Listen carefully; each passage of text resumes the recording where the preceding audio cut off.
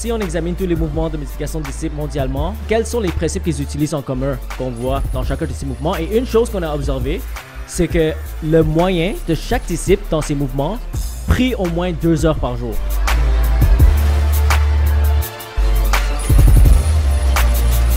Bonjour la famille, ici une nouvelle émission de podcast MMD pour Mouvement Multiplication de Disciples et je suis Stéphane Rémy et je suis encore une fois avec mon ami Andrew Shaw. Et aujourd'hui, on est là toujours pour vous inspirer, équiper afin que vous pouvez mieux évangéliser, gagner des âmes, faire des disciples, former des églises afin que vous pouvez gagner votre famille, votre communauté, votre pays, votre province, votre nation pour Jésus-Christ. Amen, amen. Comment ça va, Andrew? Ça va bien par la grâce de Dieu. Et toi? Ça a bien été par la grâce de Dieu, ça va bien. Amen, amen. On est déjà rendu à notre 3e émission. Yeah, ça passe vite. Pour de vrai, hein? Ouais. Puis aujourd'hui, bon, est-ce qu'on peut dire qu'on réserve encore du feu pour les auditeurs? Bien sûr. Mais c'est ça, écoute, peut-être ce serait bon de faire un petit recap de qu'est-ce qu'on a parlé de ce sujet controversé. C'est quoi la différence entre un disciple, c'est quoi la différence entre un chrétien et un disciple? Ouais, alors si vous n'étiez pas là la semaine dernière, on a parlé de la différence d'un chrétien et un disciple et on a donné plusieurs distinctions. Ouais, on a donné plusieurs distinctions. Pour de vrai, en temps normal, il ne devrait pas avoir de distinction. Ouais, c'est vrai. Mais le chrétien moderne est devenu peut-être quelque chose d'autre. C'est vrai, c'est vrai. Et quand on parle de mouvement de multiplication de disciples, on parle d'un mouvement de formation de disciples qui est vraiment basé sur l'obéissance. Et quand on examine tous ces mouvements-là mondialement, c'est pas seulement des chrétiens qui vont à l'église chaque dimanche, mais c'est vraiment des disciples obéissants. Et c'est ça la différence entre un disciple et un chrétien moderne. Oui, définitivement. Aussi, je pense une des choses qu'on avait parlé, c'est comme faire un peu la différence entre un disciple, c'est quelqu'un qui est producteur, il cherche à produire ce que le maître y fait, tandis qu'un chrétien moderne peut être comme les gens de la foule. Donc, tout ce qu'il fait, c'est consommer son miracle, consommer l'enseignement, consigner sa parole, consigner les signes. Donc, mais il ne se met jamais dans une position de produire, faire, être un ouvrier du royaume de Dieu. C'est ça. Alors, si vous voulez être un disciple de Jésus et non un chrétien moderne, continuez à suivre ce podcast. Non, honnêtement, parce que le but de ce podcast, c'est pour vous inspirer à équiper d'être des imitateurs du Christ. Parce qu'un disciple, c'est un imitateur du Christ. Donc, on croit qu'aujourd'hui, il est encore possible à un chrétien de guérir les malades, chasser les démons, annoncer que le royaume de Dieu est proche, être un ouvrier, être utile, que le Saint-Esprit est en nous. Et qu'on peut être envoyé. Alléluia. Dieu élève une armée dans la moisson. Amen. Amen, amen, amen, amen. Aujourd'hui, on va parler... on a beaucoup parlé de la première émission. On a dit souvent ce mot-là, principe, principe, principe. Donc, il y a le mouvement MMD, mouvement multiplication des disciples. Puis on a beaucoup parlé que ce mouvement-là reprend des principes que l'Église primitive utilisait. Puis que quand on regarde à travers tous les mouvements de MMD, mais on voit qu'ils utilisent souvent ces principes-là. Donc, est-ce que tu voudrais parler un peu des principes? Ouais, on va parler des principes essentiels. Si on veut voir un mouvement de multiplication de disciples, juste pour vous rappeler vite fait, c'est quoi un mouvement de multiplication de disciples? C'est un mouvement de réveil qu'on voit mondialement dans différents pays où il y a...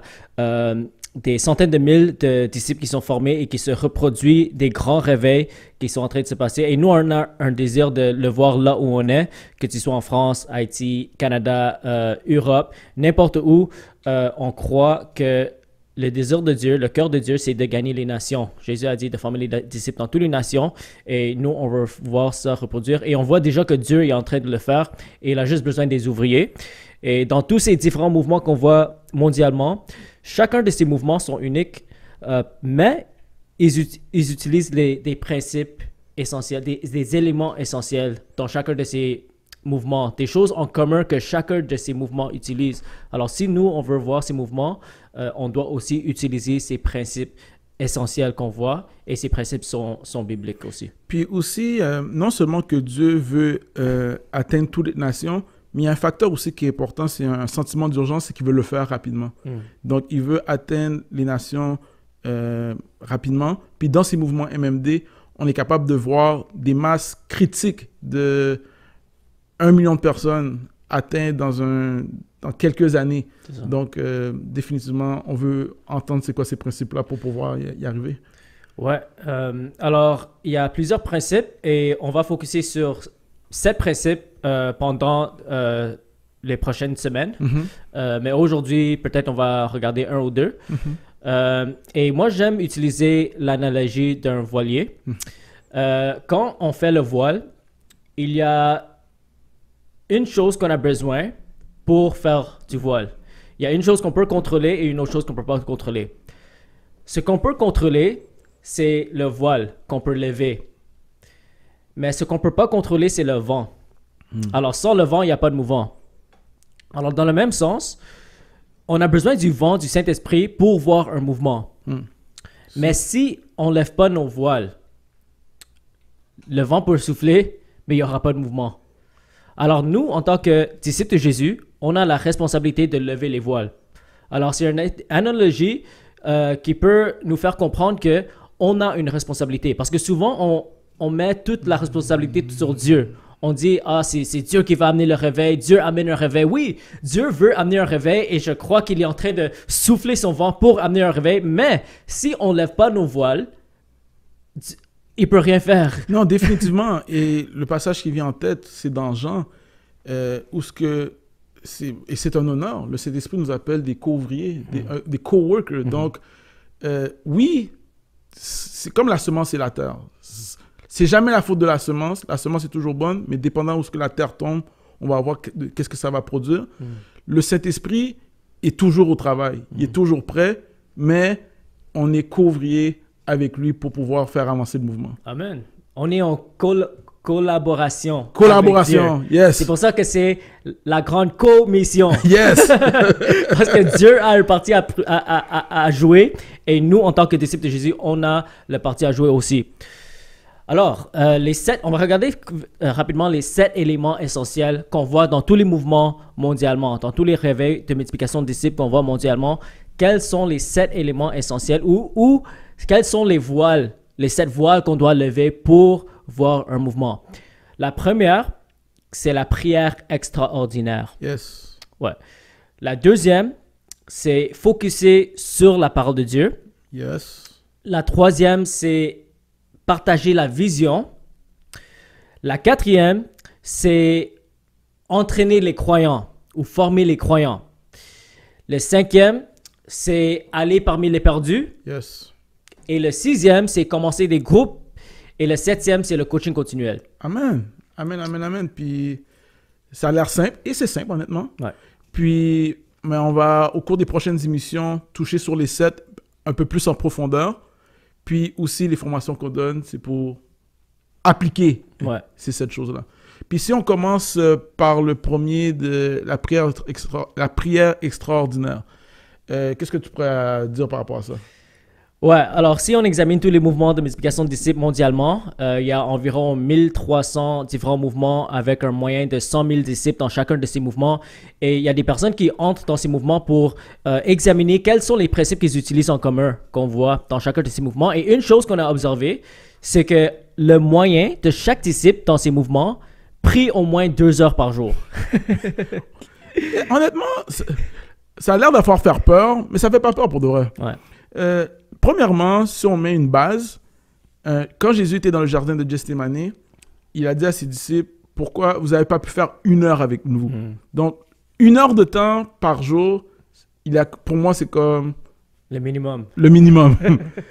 Puis, on voit aussi Jésus dans son ministère qui prenait beaucoup de temps à l'écart. Puis, aussi dans le temps de prière de 1 heure de temps, ou 2 heures de temps, ben, c'est pas seulement la prière. Ben, il y a la lecture de la parole de Dieu, il y a la méditation de la parole de Dieu, puis le temps de prière. Donc, ça peut se faire très, très rapidement. Ouais, c'est faisable. C'est pas quelque chose d'impossible, mais ça prend la discipline. Et aujourd'hui, si tu vis comme dans un pays occidental où comme on est habitué à le christianisme traditionnel ou culturel, 2 heures par jour, c'est comme quelque chose qui est tellement rare que les gens font.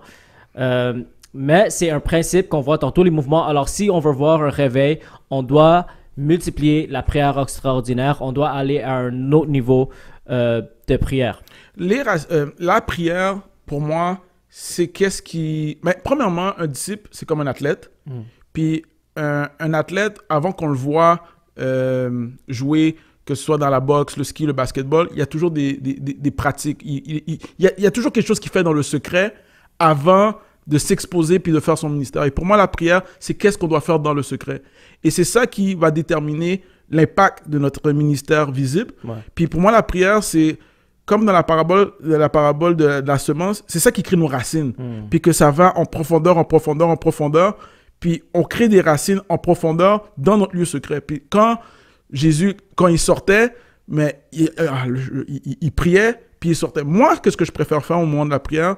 C'est passer le plus de temps quand je me lève. Moi, c'est là que je suis le plus actif. Puis, et je trouve que ça crée plus de racines pour la journée, puis plus d'énergie pour la journée. Ouais. Par rapport à toi, qu'est-ce que as-tu des trucs ou des astuces par rapport à ça?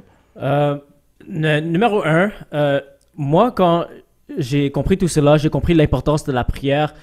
J'ai remarqué dans ma vie personnelle, quand j'examine ma propre vie, que ma vie de prière n'est pas du tout au niveau de ces disciples-là. Et c'est comme ça que petit à petit, j'ai commencé à plus me discipliner, de passer plus de temps avec le Seigneur. Parce que souvent, on prend une habitude, on est habitué peut-être prier le matin vite fait, lire un peu la Bible, et après on continue. Mais si cette révélation, ça m'a fait... j'ai commencé à me mettre des disciplines pour prier et méditer la parole pour au moins 1 heure. Alors, ce que je vous encouragerais de faire, c'est de pas forcément aller de 5 minutes à 2 heures dans une journée, mais peut-être augmenter petit à petit. Un bon commencement, c'est essayer de faire 1 heure par jour, si vous êtes prêt. Sinon, même 30 minutes par jour, et petit à petit, tu peux progresser jusqu'à tu atteins le 2 heures. Mais la réalité, c'est que ça va prendre la discipline. C'est pas il n'y a pas comme un truc magique qu'on peut faire que automatiquement, tu vas prier 2 heures par jour tout de suite. Écoute, disciple et discipline, ça va ensemble, n'est-ce pas? Ouais, c'est ça. Donc, il y a une discipline. Puis aussi, c'est quelque chose qui s'entraîne parce que si ça ne s'entraînerait pas, je ne pense pas que les disciples auraient demandé mais comment prier. Et Jésus n'a pas refuté à leur question, il leur a montré comment prier. Puis moi, il y a des sujets qui sont devenus plus importants quand j'ai compris le mouvement MMD. Quand Jésus a dit prier pour qu'il envoie des ouvriers dans la moisson. Ça, c'est un sujet de prière qui est important. Maintenant aussi, je prie beaucoup pour les gens que je décide de... Imaginons si je me donne un objectif de contacter telle et telle personne, puis partager mon témoignage et l'évangile. Je prends un temps dans la prière pour ces noms-là. Et des fois aussi, je prie pour savoir, Seigneur, est-ce qu'il y a des noms ou des personnes que tu travailles déjà dans leur cœur et que moi, je peux, parce qu'on est coworker avec le Saint-Esprit. Donc, cet esprit, est-ce que tu travailles avec des personnes que tu travailles déjà dans leur cœur? Et le Seigneur, quand il me met des noms à mon esprit, mais ça, c'est suite à la prière, à la communication avec lui. Est-ce que toi, tu as d'autres... aussi, tout le travail qui se fait aussi sur le terrain, dans la moisson, les campagnes d'évangélisation et tout. Est-ce que tu vois autre chose? Mais quand on focus sur multiplier comme les disciples, ça nous donne beaucoup plus de sujets de prière, comme tu as mentionné, tu vois. Comme on prie pour les gens autour de nous qui ont besoin, qui ne sont pas encore sauvés. On prie pour que Dieu envoie les ouvriers. On prie pour tous nos ministères. Alors, il n'y a pas de manque de ce qu'on peut prier. Et c'est ça qui peut aider beaucoup parce que souvent, quand on prie, on ne sait pas quoi dire. Et souvent, nos prières sont tellement égoïstes. Tu sais que ça me fait penser que... ça me fait penser à ça. Que quand j'ai lu un des premiers livres de disciple-là, Contagious Disciple Making, OK. Mais il m'avait donné un challenge. Puis le challenge, c'était pour prier pour quelqu'un à tous les jours pendant 30 jours. Et je l'ai fait 2 fois. Puis c'était vraiment bien, ça portait du fruit. Ça a vraiment développé ma vie de prière parce que tous les jours, je priais pour quelqu'un différent pendant 30 jours. Ouais, et une autre chose, c'est pas seulement augmenter notre prière, notre vie de prière individuelle, mais aussi prier plus ensemble en tant que corps de Christ. La prière collective. La prière collective. Et on voit ça aussi dans les mouvements. Souvent, les gens vont prier ensemble presque tous les jours. Et nous, ce qu'on a fait, c'est, moi j'encourage les membres de mon église de essayer de faire la prière collective au moins pour 1 heure par semaine. Non, c'est... Puis ça se fait bien. Si quelqu'un pourrait faire 1 heure individuelle, 1 heure, mais on commence par... Si tu fais 5 minutes, tu passes à 1 heure, après 1 heure, 2 heures, et en plus le 1 heure par semaine collective, et dans des sujets de prière, non seulement de God bless me, mais des sujets de prière comme je veux voir ton royaume s'agrandir, je veux voir l'expansion de ton royaume, je veux voir des âmes sauvées. Non, ça ne peut pas. Il y a plusieurs. Il y a des livres que j'ai lus, de Général de Dieu, puis qui avaient eu des grands mouvements de réveil. Et chaque grand mouvement de réveil, avant, il y avait un grand mouvement de prière. Et le mouvement sont nés par la prière. Amen. Amen, amen, amen. Et même les veillées de prière, on voit ça souvent aussi dans les mouvements et c'est très puissant de prier ensemble pour toute la nuit jusqu'à 5 heures du matin. Nous, on organise des veillées de prière chaque 3 mois. Mais dans les mouvements, ce qu'on voit souvent, c'est si on veut aller vraiment dans le niveau de prière moyen qu'on voit dans ces différents mouvements, ça serait 2 heures par jour individuel. Ça serait... Je ne connais pas les statistiques parfaitement, là, mais souvent, ils vont prier même ensemble tous les jours pour au moins 1 heure, 2 heures. Ils vont faire des veillées de prière chaque semaine ou même chaque mois. Alors ça, c'est le niveau de prière qu'on voit dans tous ces mouvements-là. Et nous, comme on n'est pas habitué dans notre culture, on n'a pas grandi avec la pratique de ces genres de prières. On encourage les gens d'essayer de commencer petit à petit et vraiment augmenter votre niveau de prière. C'est comme aller au gym. Ouais. Tu as des objectifs. Tu commences 5 livres, 10 livres, 15 livres, jusqu'à 100 livres. Puis quand on parle de prière, je pense qu'il faut quand même souligner le jeûne. C'est vrai. Je pense à un objectif de jeûner 1 fois par semaine. Là aussi, si on n'en a pas l'habitude de jeûner, commencer 1 repas, ensuite 2 repas, peut-être après 3 repas. Le jeûne est bénéfique. C'est pour moi l'instrument qui nous permet d'être synchrose avec l'Esprit de Dieu et de diminuer notre chair. Donc, ça nous aide à marcher avec l'Esprit de Dieu. Puis, la prière aussi, ce que j'aimerais peut-être faire une virgule sur ça, c'est que la prière, c'est pas seulement parler, mais c'est aussi entendre ce que Dieu a à nous dire. Puis, c'est vraiment entendre le réma de Dieu. Puis, je sais pas si tu veux ajouter autre chose. Allons dans un autre niveau de prière. Amen. Il faut, parce que si on veut vraiment voir un réveil, on veut voir des multitudes d'âmes sauvées, ça peut pas se faire sans la prière. Pourquoi? Parce que c'est Dieu qui souffle son vent, c'est Dieu qui amène la conviction au cœur pour les amener à la repentance. Alors, on est co-ouvrier avec Dieu et on doit absolument aller dans un autre niveau de prière si on veut voir un réveil là où on est. Et il ne faut pas oublier que c'est Dieu qui attire les âmes. La Bible nous dit que personne ne peut venir à Jésus sans que le Père l'attire. Alors on doit ne pas oublier que Dieu est celui qui va convertir les gens et nous, notre travail, c'est de prier et évangéliser, bien sûr. Amen, amen, amen, amen. Donc, je pense que par rapport à la prière, on a fait un tour par rapport à ça. Puis, non, je veux donner un petit shout-out à toutes les églises qui prient. Je pense qu'il y a beaucoup de ministères, il y a beaucoup d'églises qui prient. Donc, shout-out pour ça. Deuxième chose, Désolé. Si vous voulez participer à des réunions de prière, on a plusieurs réunions de prière sur Zoom et tout le monde est invité si tu es un nouveau disciple de Jésus. Vous pouvez nous contacter. Yes. Deuxième voilier. Focus sur la parole de Dieu, c'est ça? Ouais. C'est intéressant, ça. J'aurais 2-3 choses à dire. OK. Mais je crois que un chrétien mature doit être capable de puiser par lui-même dans la parole de Dieu. Je pense que c'est une des choses qui est importante. Les enseignements, c'est très important, écouter des enseignements, mais il faut être capable de pouvoir puiser dans la parole de Dieu et capable de voir quels sont les commandements est capable de faire une propre évaluation. Qu'est-ce que toi, tu dirais, toi? Par rapport au focuser sur la parole, Ouais. je pense que c'est très important. La semaine passée, on a parlé de hérésie Ouais. et on a dit que quand on forme les disciples, on fait pas n'importe quoi. Même si on retient pas les gens, on encourage tout le monde de partager la parole, mais il faut établir un principe dès le début que le focus doit être sur la parole de Dieu et non sur un enseignement et non sur une interprétation ou même sur un homme de Dieu, mais vraiment basé sur la parole de Dieu. Non, définitivement. Puis, la Bible, elle dit quelque chose d'impact par rapport à ça. Est-ce que tu sais que dans la parole, on peut annuler la parole de Dieu? Puis la Bible dit que les traditions, vous avez annulé la parole, par vos traditions, vous avez annulé la parole de Dieu. Wow. Et des fois, il faut voir, est-ce que l'autorité suprême, c'est la parole de Dieu?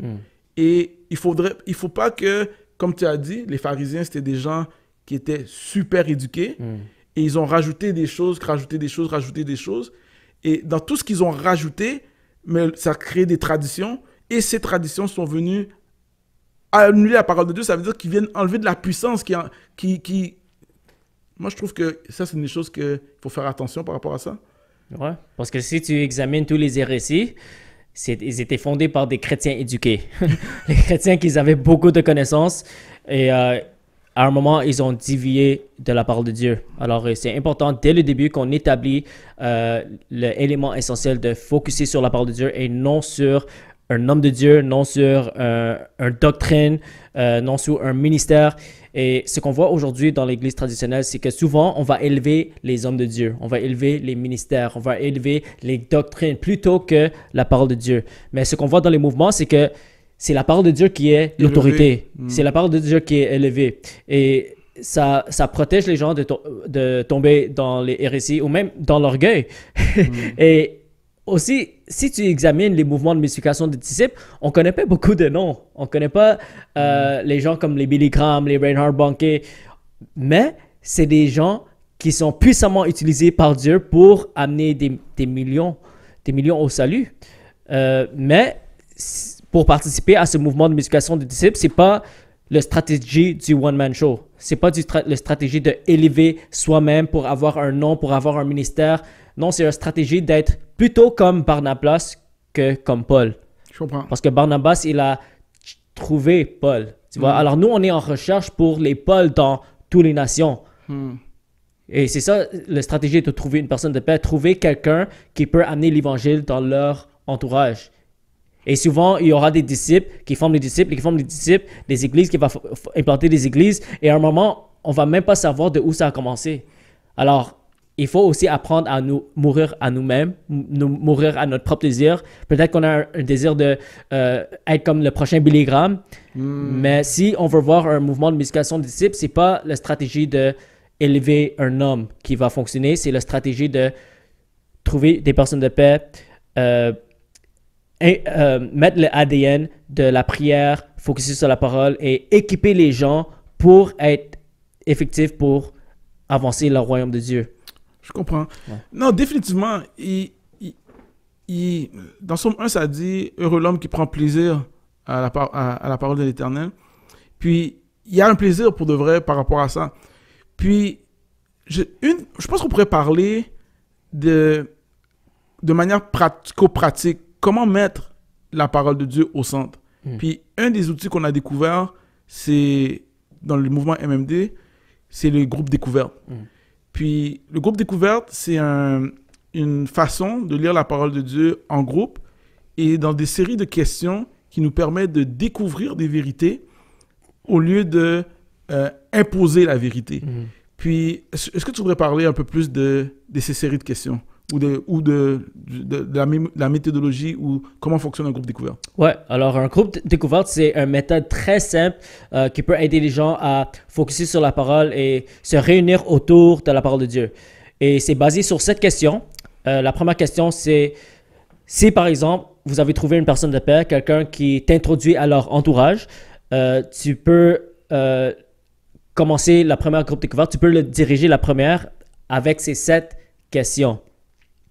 Et chacun de ces questions ont un but essentiel pour former des disciples et pour éventuellement implanter une église.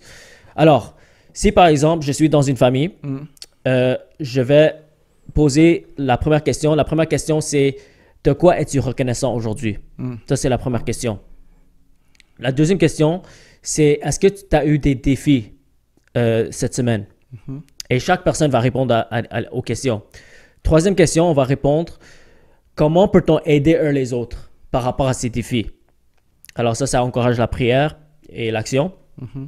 Après cela, vous allez méditer un passage dans la Bible et il y a plusieurs différentes séries de passages bibliques qu'on utilise pour que ce soit pour les non-croyants, les nouveau-nés ou les chrétiens plus matures. On va lire un de ces passages ensemble. Et souvent, il y aura deux personnes qui vont le lire à haute voix, idéalement avec deux traditions différentes. Après, on va demander à chaque personne dans le groupe de paraphraser le passage. Alors, simplement redire ce que le passage dit, sans interpréter et sans ajouter d'autres versets. Parce que encore, on veut que ça soit focusé sur la parole qu'on est en train de méditer et on veut comprendre qu'est-ce que ce passage nous dit. Après que chaque personne paraphrase le passage, là, on va demander la question, qu'est-ce que ce passage nous dit sur Dieu? Qu'est-ce que ce passage nous dit sur les hommes?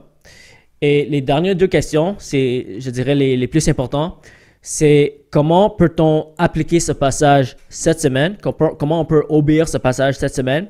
Et finalement, avec qui on va partager ce passage cette semaine? Et c'est ça que je disais dans l'émission dernière, que dans le mouvement MMD, que si la semaine prochaine, les gens ont oublié le passage, les gens n'ont pas appliqué le passage, les gens ne peuvent... C'est comme si c'est rentré puis sorti puis ils n'ont rien mis en pratique, on va recommencer le passage. C'est ça. Puis jusqu'à temps qu'on voit l'obéissance. Ouais. Puis moi, ce que j'aime beaucoup de des groupes découvertes, avant que je savais que ça s'appelait groupe découverte, ben, avec cette méthode-là de groupe découverte, je peux au moins compter, pendant que tu parlais, je pense au moins 7 baptêmes individuels. Amen. Pas seulement les groupes découverts. Et pourquoi est-ce que j'aime les groupes découverts? C'est que, il y a deux grands avantages. Le premier avantage, je le redis toujours, c'est que le non-croyant a la possibilité de découvrir la parole de Dieu dans son contexte à lui. Et vous devez voir quand le Saint-Esprit lui révèle des choses, puis l'effet que ça fait dans le cœur et dans les yeux de la personne, c'est vraiment beau à voir. Dernier groupe découverte que j'ai fait, c'est même pas plus tard la semaine passée, c'était auprès de réfugiés, des nouveaux arrivants mexicains. Il y avait quelqu'un qui traduisait pour moi. On a fait un groupe découverte au McDonald's. Ben, et on était au moins 5 ou 6 personnes.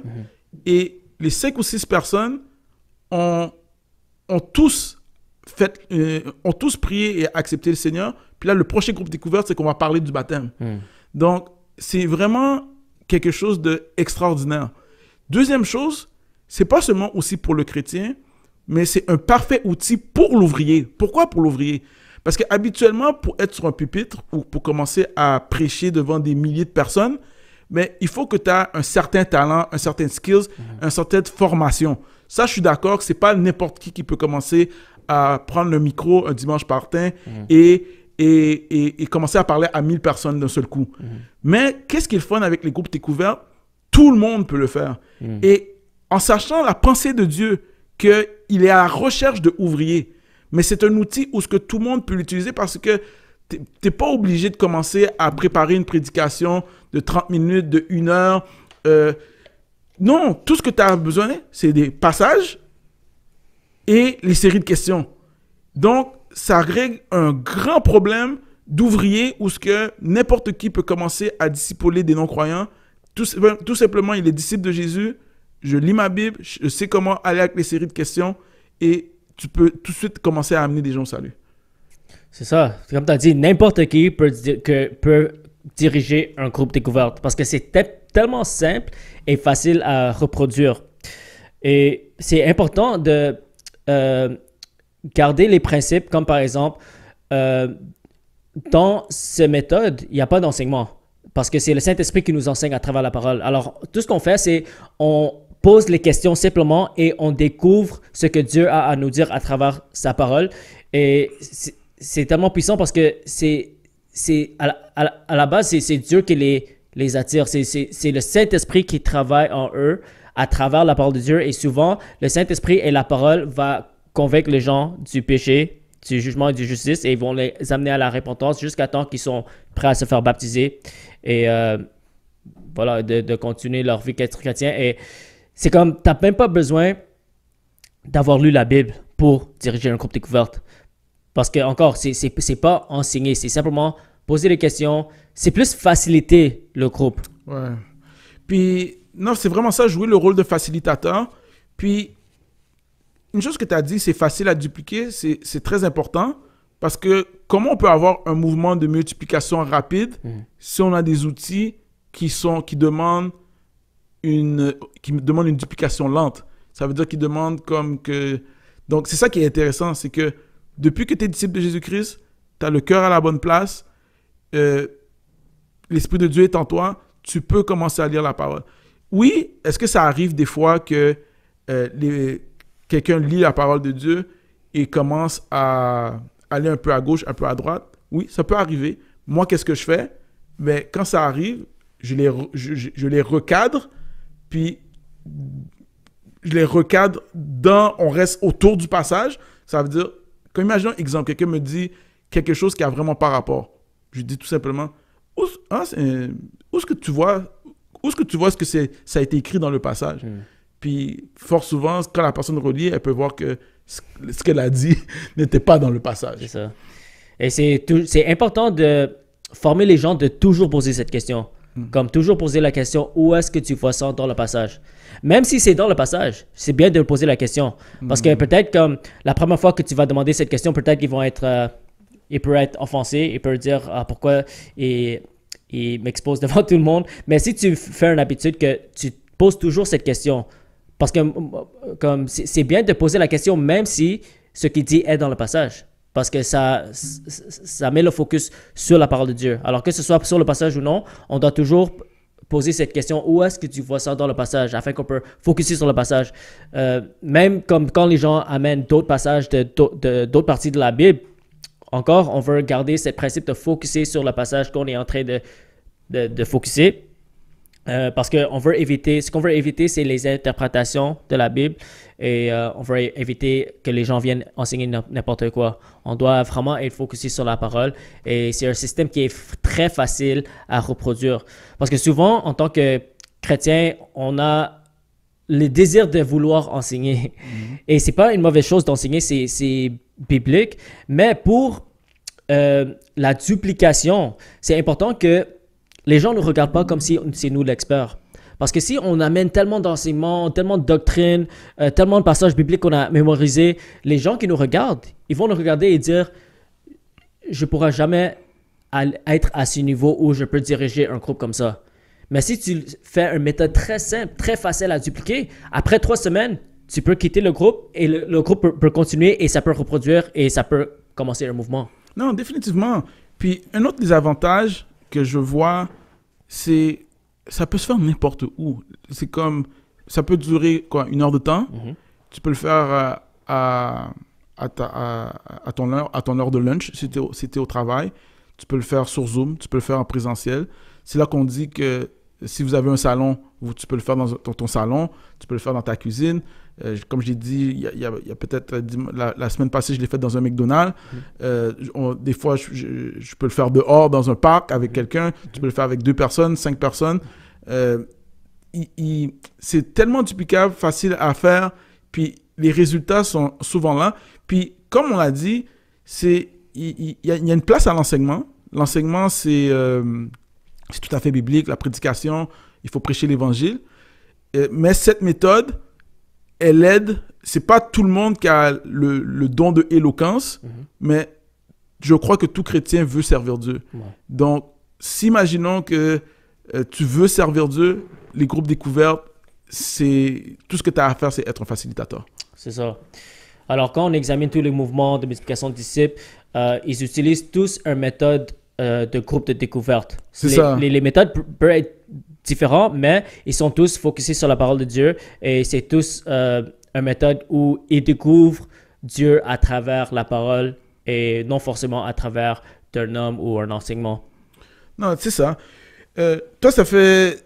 Est-ce que tu as, je sais pas, une histoire que tu aimerais nous partager par rapport à tes groupes découverts? Ouais, alors quand j'ai découvert tout ça, j'étais tellement excité parce que moi j'étais en France, j'étais en train de lire les livres sur les mouvements d'implantation d'église et dès que je suis revenu à Montréal, je voulais commencer ça tout de suite. Et je pense que comme 1 ou 2 jours après, il y a un frère qui m'a contacté et lui il voulait simplement la prière, il strugglait avec quelque chose et je l'ai invité chez moi et parce que j'avais cette stratégie en tête, je l'ai proposé à lui. Alors, c'est pas quelqu'un qui venait à mon église, je ne l'ai pas invité à mon église, mais je l'ai demandé, est-ce que tu auras des amis que tu pourras, avec qui tu pourras commencer un genre de groupe de découverte? Et lui, il a dit oui, il a été excité. Alors, je suis parti avec lui dans un café, il a invité ses amis et j'ai commencé à simplement poser ces 7 questions. De quoi es-tu reconnaissant? C'est quoi tes défis? Comment on peut s'aider les autres? On lit le passage, on paraphrase. Qu'est-ce que ça nous dit sur Dieu? Qu'est-ce que ça nous dit sur les hommes? Comment peut-on appliquer la parole? Alors, et comment peut-on partager cette semaine? Alors, j'ai fait simplement ce processus sans enseigner parce que je voulais que ça soit très facile à dupliquer. Et ça s'est super bien passé. Les gens étaient vraiment réceptifs. Ils lisaient la Bible. Ils apprenaient de Dieu. Et après, dès la 2e semaine, j'ai encouragé le frère de diriger lui-même parce que c'est tellement facile à faire. Alors, lui il a dirigé, je suis resté et je l'ai aidé la 2e semaine. La 3e semaine, je l'ai laissé diriger seul et j'ai juste observé. Après la 3e semaine, j'ai quitté pour qu'ils comprennent que c'est pas dépendant sur moi. Les groupes découvertes, c'est pas dépendant sur un homme, c'est focusé sur la parole et vous pouvez continuer sans moi et Dieu peut travailler. Et ils ont continué, et par la grâce de Dieu, à travers ce groupe de découverte, il y a un autre groupe de découverte qui a commencé. Alors, on a vu une 2e génération de groupes de découverte. À travers le fait qu'ils ont obéi le passage, ils ont partagé, et on a vu la reproduction. C'est drôle que tu me dises ça. Tu sais que j'avais oublié. Avant que je sache que c'était les groupes découvertes, puis que je faisais les lectures bibliques, puis avec mes groupes, la première fois que je l'ai fait, il y avait une personne qui avait accepté le Seigneur, elle s'est fait baptiser, puis elle a refait la même méthode avec les gens de sa famille, puis elle le faisait dans sa langue à elle. C'est là que j'étais mind-blowed. Je dis, waouh, cette méthode-là, et je lui avais jamais demandé de le faire. Puis elle disait que waouh, c'était tellement bénéfique. Elle a pris les mêmes méthodes, elle a fait un Zoom, elle faisait danse avec sa famille, puis un 2e groupe s'est fait. Puis, ça peut continuer, ainsi de suite. Puis... C'est ça. Et c'est fou parce que c'est avec les non-croyants qu'on fait les groupes découvertes. Avec les non-croyants. Et c'est bien parce que c'est comme une méthode non confrontationnelle. Parce que souvent, spécialement comme dans certains pays, comme des pays persécutés, par exemple, même ici, comme les gens ont une mauvaise image de c'est quoi les religions. Alors, c'est comme une méthode comme on les invite tout simplement à découvrir Dieu à travers la parole sans qu'on le force forcément. Parce que souvent, on veut tellement forcer que les gens donnent leur vie à Jésus, mais il ne faut pas oublier que c'est Dieu qui peut les convaincre et les convertir. Alors, c'est bien de laisser Dieu faire le travail à travers la parole et à travers son Saint-Esprit. Et souvent, on a l'habitude de vouloir tellement contrôler les gens, mais aussi, un principe dans les mouvements, c'est laisser place à la Saint-Esprit de faire son œuvre à travers sa parole. Et c'est une méthode qui a été prouvée d'être effective et ça a gagné des millions d'âmes mondialement. Non, définitivement, une autre histoire qui me vient en tête, c'est une fois, j'avais évangélisé une personne qui avait une foi catholique. Puis, elle a une foi beaucoup plus mature. Puis, elle a plus compris maintenant Jésus-Christ. Mais elle croyait que son baptême était valide à cause qu'elle était baptisée quand elle était bébé. Puis j'essayais de lui parler à propos de ça, mais c'était toujours un peu difficile parce qu'elle avait comme un stronghold. Elle était vraiment... Ah non, j'ai déjà été baptisée quand j'étais petite. Puis j'ai dit, à un moment donné, j'ai eu la chance de faire un one-to-one, puis j'ai fait un groupe découverte avec les passages du baptême. On a lu tous les passages qu'il y avait le mot baptême dedans, un à la suite de l'autre. Puis avec des séries de questions, et on a lu le dernier passage où l'Éthiopien s'est fait baptiser. Puis, avec des séries de questions, le Saint-Esprit a touché son cœur et elle s'est mise à pleurer. Puis, elle a dit, non, je vais me faire baptiser la semaine prochaine. Amen, amen, Puis, amen. on l'a baptisé Alléluia. la semaine prochaine. La semaine Amen. après. Wow, ça nous montre vraiment la puissance de la parole de Dieu. Non, mais la parole de Dieu, c'est la star. Hmm. Et, et non, la parole de Dieu, c'est la star, c'est la puissance. Puis c'est une des raisons pour laquelle que on veut, dans l'évangélisation, des fois, mettre le weight sur nous. Mais mettons le weight, le poids, sur la parole de Dieu. Mettons le poids sur le Saint-Esprit. Puis les gens vont poser des questions qui auront lieu avec, qui vont être customisées pour eux. Et le Saint-Esprit, à travers nous, c'est qu'ouvrier, on pourra répondre à la question qu'ils ont en ce moment. Donc, non, définitivement, la parole de Dieu. Puis, je sais pas, ça me fait penser à un témoignage que un des mouvements qui a commencé au Moyen-Orient par 2 femmes, j'ai oublié leur nom, ils ont fait un grand mouvement. Puis, ils faisaient beaucoup d'évangélisation, puis ça fonctionnait pas. Puis, à un moment donné, ils sont rentrés en prière. Puis, quand ils sont rentrés en prière, ils ont demandé à Dieu, Seigneur, pourquoi on voit pas quelque chose qui se passe? Puis, cet esprit leur a dit, procurez-vous des Bibles. Puis, mais pour eux, c'était vraiment difficile parce que c'était dans un pays du Moyen-Orient où la Bible était interdite. Donc, ils ont fait rentrer des Bibles illégalement. Puis, ils ont réussi à avoir des Bibles. Et ils ont commencé à distribuer ces Bibles-là dans leur quartier. Et quand ils ont commencé à distribuer et à faire lire la parole de Dieu, c'est là qu'un grand mouvement auprès des musulmans a commencé. Wow. Donc, définitivement, c'est pour vraiment dire, il y a toute une puissance dans la parole de Dieu. Puis des fois, on prend ça comme acquis. C'est comme ici en Amérique du Nord, on a de l'eau gratuite, l'eau dans les robinets, on ouvre, on gaspille, puis on perd de la valeur que, waouh, le Québec, c'est un pays riche, comme on a de l'eau potable en abondance. Puis dans d'autres pays, l'eau n'est pas potable, puis elle n'est pas en abondance, puis on protège notre eau. Donc, prenons pas la parole de Dieu pour acquis. Je pense que dans des mouvements en Asie, les gens ont une partie, se partagent les pages. Ouais. Donc, non, définitivement, il y a toute une puissance par rapport à ça. Ouais, et tu sais, l'église qui a la croissance le plus rapide mondialement en ce moment, c'est dans un pays musulman, c'est Iran. Et c'est un pays persécuté. Et il y a beaucoup de femmes qui dirigent ces groupes de maisons. Et eux, ils utilisent la stratégie de groupe de découverte. Et c'est puissant parce que, tu sais, dans les pays persécutés, on ne peut pas forcément aller dans les rues avec le micro, prêcher l'évangile, mais on peut démontrer l'amour de Dieu et on peut semer des semences de la parole et inviter les gens dans les groupes de découverte. Et pourquoi ça fonctionne bien, c'est parce que eux, ils commencent avec l'Ancien Testament. Et les musulmans, ils ne rejettent pas l'Ancien Testament. Alors, ils commencent cette méthode de groupe découverte avec Genèse et petit à petit, ça va jusqu'à l'Évangile. Et ça, c'est la méthode qu'ils utilisent. C'est une série de passages qui s'appelle Création à Christ. Et c'est une série qu'on peut utiliser avec les non-croyants. Et eux, ils utilisent ça. Alors, ils vont à travers l'histoire d'Adam et Ève, à travers Noé, Abraham, Isaac et Jacob.